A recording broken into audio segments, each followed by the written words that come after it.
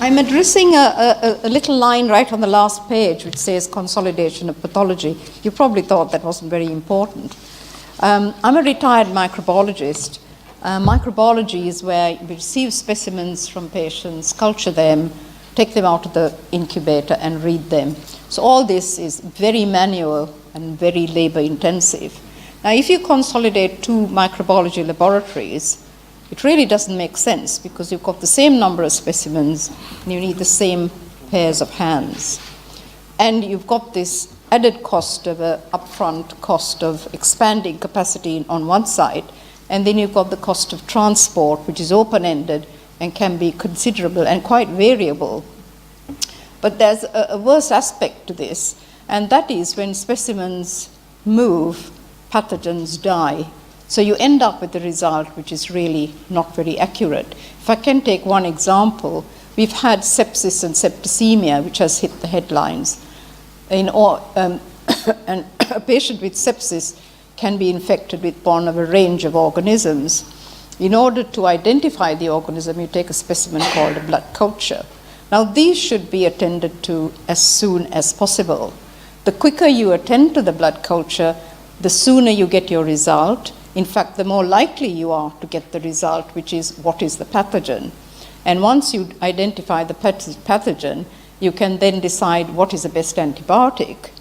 And then you go back to the patient who in the meantime has been on a cocktail of antibiotics. And once you know the specific antibiotic, you reduce that to one, which is good for the patient. And it's also good in general because it reduces the chance of emergence of resistance. And as you know, antibiotic resistance is another problem. So consolidating microbiology is not good for patients. And it is a pity that pathology has been bludgeoned into consolidating without looking at what's best for the patient and what's best for the particular speciality. Now, there are some tests which are automated, that is, they go on machines. They can be centralized because you do get savings from economies of scale, and you've got to balance that saving against transport again, and also the cost of the hot lab, which you have to maintain on each site. And I'm sure a lot of the time this makes good savings, but unfortunately we haven't had good reports back from hospitals which have consolidated pathology. Now, the College of Pathologists is collating a lot of information, and the President says by April we should have good reports on how this has panned out. So I suggest before any more consolidation, we should actually wait for those reports. In the meantime, I think the ideal for pathology, and most pathologists would agree, is to actually collaborate across sites. For example, if 3 trusts actually purchase equipment and reagents together, that's a big saving. And there are lots of other situations like that where trusts could combine.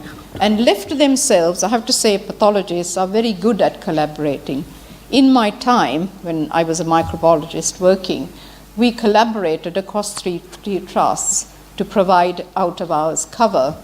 So the trusts were then paying out-of-hours cover payments, only 1 in 6 instead of there 1 in 2. And this was across 3 trusts who were busy competing with each other. Histopathologists did the same thing. So I think the ideal is to get pathology departments to collaborate and leave the consultants and staff to decide how pathology should be should collaborate instead of bludgeoning them with this consolidation. Now, I've just left a letter here. This is a letter from the President Royal College of Pathologists, because there was a letter from NHS Improvement to each trust saying, consolidate further, you will save money, and that's been an instruction. And I'm just saying, please don't do it without some consideration. Thank you.